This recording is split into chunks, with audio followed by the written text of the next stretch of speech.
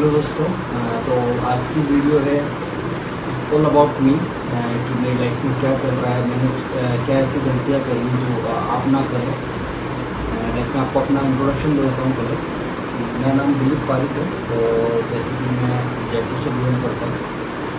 और ये वीडियो है लाइक हमको स्टडी में जो हमने करा है, लाइक ग्रेजुएशन में मास्टर्स हमने करी है, तो हमें क्या नहीं करना चाहिए और क्या करना चाहिए, like base of education, like अपनी एजुकेशन क्या करी है उससे रिलेटेड है।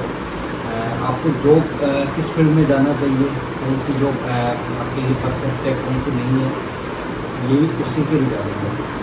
तो मैं आपको पहले अपना इंट्रोडक्शन दे देता हूँ। जो मैं स्टार्टिंग में जॉब अपनी कर रहा हूँ, मैंने अपनी ग्रेजुएशन करी है BCA के अंदर, और उसके बाद मैंने अपनी मास्टर्स करी है MIT यूनिवर्सिटी जयपुर से। लाइक मैं अपना जो फर्स्ट जॉब मैंने करा था वो थोड़ा जल्दी मैंने करा था।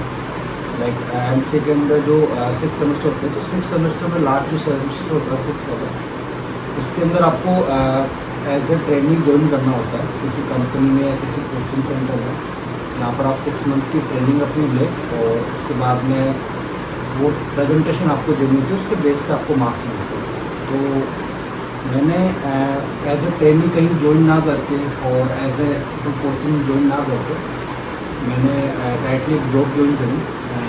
दैट भी like my starting salary in that around 9,000। तो वो मेरे लिए इतना इम्पोर्टेंट नहीं था, क्योंकि बेसिकली मुझे जॉब का एक्सपीरियंस लेना था ड्यूरिंग माई कॉलेज। तो इसलिए मैंने 6 मंथ के लिए जॉब ज्वाइन करी, और as a network support engineer मैंने वहाँ पर ज्वाइन करा था। तो अराउंड मैंने 6 मंथ वहाँ जॉब करी, और उसके बाद में सेमेस्टर का जो एग्ज़ाम होता है जिसमें मुझे प्रेजेंटेशन देती है, देनी होती है, तो उसी जहाँ मैंने काम करा उसी प्रोजेक्ट के रिलेटेड मैंने प्रेजेंटेशन अपनी बनाई, और उसी के रिगार्डिंग मैंने बहुत सारी प्रेजेंटेशन दी जो मैं जॉब प्रोफाइल की। तो उसके अच्छे मार्क्स मिले थे, अप्रिशिएशन मुझे काफ़ी अच्छा मिला था मेरे फैकल्टीज़ की तरफ से कि मैंने जॉब करी और रियल टाइम एक्सपीरियंस मैंने वहाँ से लिया। अब आते हैं उसके बाद में मेरा फ्यूचर कैसा था। मेरी जो फर्स्ट मिस्टेक की आई थी, जो मुझे लगता है वो था मास्टर्स करना। कि जब मैं अभी जॉब कर रहा हूँ तो मुझे ऐसा कुछ रिक्वायरमेंट लग नहीं रहा कि मैंने मास्टर्स करा उसका कुछ यूज़ आ रहा है मेरी जॉब प्रोफाइल के अंदर। जैसे मैं कहीं भी इंटरव्यू देने जाता हूँ तो बेसिक रिक्वायरमेंट उनकी ग्रेजुएशन रहती है। आप फ्रेशर्स में मैं भी मान सकता हूँ कि MCA कहीं कहीं पे होता है कि आपको MCA चाहिए, मास्टर्स डिग्री चाहिए, बट 90% आप किसी भी कंपनी में जाएंगे IT कंपनी में, तो आपको ग्रेजुएशन के बेस पे ही ले लेंगे। तो पहली जो गलती थी वो मास्टर्स थी। और मैं आपको बताना चाहूँगा कि मैंने एजुकेशन लोन लिया था मास्टर्स करने के लिए, फैमिली पर लोन नहीं देना चाहता था मैं। तो मैंने जो भी इसी के रिगार्डिंग करी थी कि हाँ कि मैं थोड़ा जॉब कर लूँगा तो मुझे 6 मंथ का एक्सपीरियंस मिल जाएगा, तो एज ए एक्सपीरियंस पर्सन मुझे प्रायोरिटी मिलेगी जब मैं अपनी मास्टर्स खत्म करूँगा। बट ऐसा हुआ नहीं।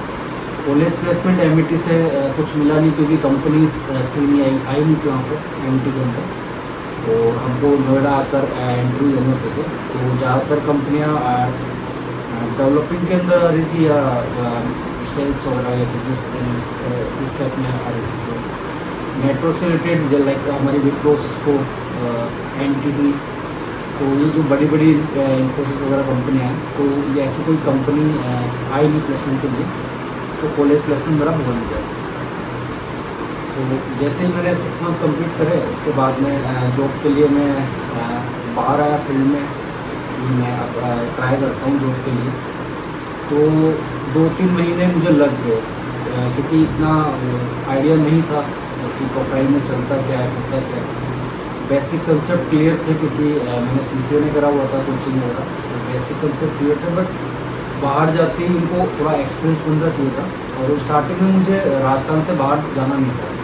बेंगलोर के लिए ऑफ़र आए थे मेरे पास कि आप बेंगलोर चले जाइए, वहाँ पर स्टार्टिंग पैकेज मुझे 3-3.5 का दे रहे थे। बट मुझे लगा कि वो इनफ नहीं रहेगा बेंगलोर की लोकेशन के लिए, मुझे घर से उल्टा लेना पड़ेगा, मुझे अपना एजुकेशन लोन के लिए इंस्टॉलमेंट के पैसे भी निकालने पड़े। तो मैंने सोचा कि स्टार्टिंग में राजस्थान से कोई जॉब वॉब देख लेता हूँ राजस्थान के अंदर, घर पे रहूँगा, जॉब कर लूँगा, तो मेरी थोड़ी सेविंग भी हो जाएगी, इंस्टॉलमेंट भी हो जाएगी, उसके बाद में थोड़ा एक्सपीरियंस लेके फिर मैं थोड़ा बाहर निकलूँगा। बट यही सबसे बड़ी गलती थी। मैं भी शायद मैं अगर बेंगलोर 3-3.5 लाख में अगर निकल जाता उस टाइम पर, तो आज थोड़ा मेरा पैकेज बहुत बेटर होता है यहाँ से। तो वो मेरी फर्स्ट गलती थी। तो मैं आपको ये एडवाइस करूँगा कि अगर आपको स्विच करना है या फिर आपको जो अपनी स्टार्ट करनी है, तो कोई ऐसी स्टेट से आप स्टार्ट करें, लाइक दिल्ली NCR है, बेंगलोर है, पुणे है, मुंबई है, तो हैदराबाद है। ये वो जगह है जहाँ पर IT इंडस्ट्री है। राजस्थान में IT इंडस्ट्री इतनी नहीं है और कुछ ही कंपनियाँ हैं, तो वो भी पेरोल पे काम करती है। जैसा मैंने स्टार्टिंग में काम करा तो पेरोल पे था। तो सेकंड पोजीशन मुझे मिली थी PNB के प्रोजेक्ट पर NTT के द्वारा। तो मैंने वहाँ भरतपुर लोकेशन पे वहाँ पर जॉब स्टार्ट करी मेरी। तो उसमें ठीक ठाक पैकेज था मेरा, इनफ नहीं था, बट राजस्थान के हिसाब से ठीक ठाक पैकेज मेरा कि मैं अपना इंस्टॉलमेंट दे रहा था और कुछ मेरे पास सेव भी हो रहा था। वहाँ से मैंने अपना करियर स्टार्ट करा, नेटवर्क इंजीनियर। तो वहाँ अराउंड मैंने 1.5 साल भरतपुर लोकेशन के लिए काम करा। उसके बाद में मुझे 1.5 साल बाद ट्रांसफ़र कर दिया जोधपुर लोकेशन के लिए, और सेम प्रोफाइल थी, सेम PNB का प्रोजेक्ट था। सर्किल ऑफिस में मुझे बैठना था और उनकी ब्रांचेस, ATM साइट्स वगैरह मॉनिटरिंग करनी होती थी। वहाँ मैंने काम करा तो वहाँ इशू कुछ भी नहीं था। मेन इशू जो था मेरा, जैसे नेटवर्किंग के अंदर कॉन्फ़िगरेशन पार्ट होता है, बस कॉन्फ़िगरेशन। तो वहाँ ऑलरेडी राउटर डाटा सेंटर से कॉन्फ़िगर होकर आते थे, या हमको अगर हेल्प लेनी है तो डाटा सेंटर की हेल्प से ही हम कॉन्फ़िगरेशन पार्ट अपना करते हैं। बट वही इशू था कि मैं कुछ सीख नहीं पाया था। थ्योरेटिकल पार्ट मेरा अच्छा था, मॉनिटरिंग पार्ट मेरा बहुत अच्छा था, बट प्रैक्टिकल पार्ट की जहाँ बात आती है तो वहाँ पर मैं वीक था थोड़ा। 3 साल मैंने अपना PNB प्रोजेक्ट के अंदर निकाला। उसी ड्यूरेशन में कोरोना वायरस का आ गया था, तो लॉकडाउन लग गए थे काफ़ी जगह। बट एज मैं बैंक में था, तो हमको रेगुलर बैंक जाना होता था कोरोना के टाइम पे। बट उसी ड्यूरेशन में जियो के अंदर टेक्निकल सपोर्ट के लिए एक वैकेंसी आई, तो वो वर्क फ्रॉम होम थी। तो मुझे लगा कि ये अच्छी अपॉर्चुनिटी है, मुझे जाना चाहिए इसके लिए। कि टेक सपोर्ट का भी है, तो मैं भी मुझे अच्छी नॉलेज वहाँ से मिल जाएगी और घर पे बैठ के थोड़ा मेरा खर्चा भी निकल जाएगा, खर्चा बच जाएगा, सैलरी होगी और मुझे अच्छी हाइक मिल रही थी जियो के अंदर। तो मैंने बिना किसी देरी के स्विच कर लिया जियो के अंदर। 1 महीने का नोटिस डाल के मैंने जियो के अंदर 6 अप्रैल 2021 में मैंने स्विच करा था। और अभी मुझे कंप्लीट 3 साल हो गए जियो के अंदर। तो यहाँ से मैं आपको अपनी डिफरेंट लाइफ बताऊँगा कि आपको क्यों कोऑपरेट लाइफ नहीं ज्वाइन करनी चाहिए। उसका एक सबसे बड़ा रीज़न है 9 आवर्स शिफ्ट रहती है। उसके अंदर वो लोग आपको 1 घंटे का ब्रेक देते हैं और वो डिवाइडेड रहता है, लाइक 15 मिनट के 2 ब्रेक होते हैं और एक हाफ एन आवर का एक ब्रेक होता है। बट जो मैंने फील करा है, ये तो फिर भी मेरा वर्क फ्रॉम होम है, तो मुझे थोड़ा सा समय मिल जाता है।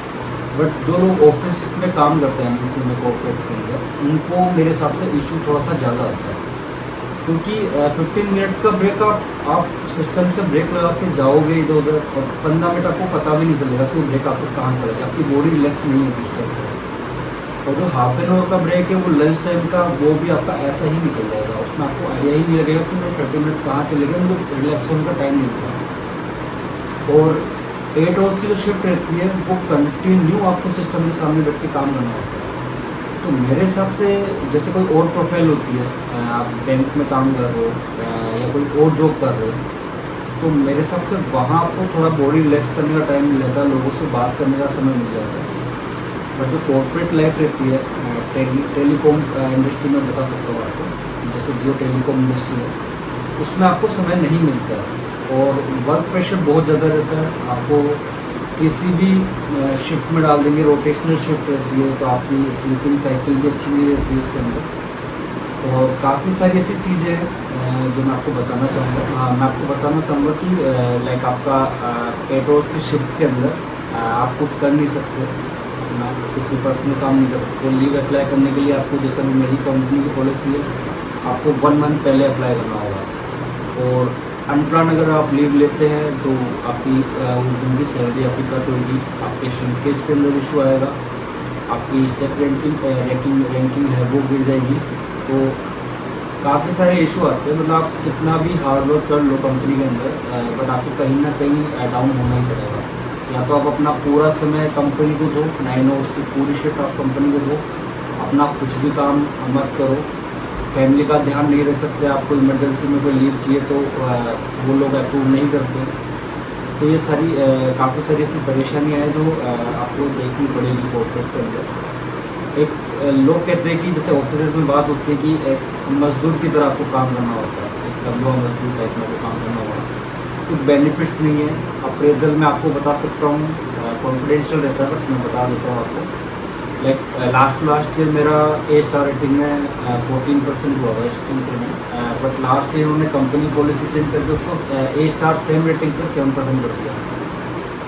उसके लिए मैंने काफ़ी लड़ाई करी बट एचआर से, बट उसका कोई सोल्यूशन नहीं निकल पाया, क्योंकि उन्होंने बोला कि सबका ही यही बढ़ा है, पॉलिसी चेंज हुई है।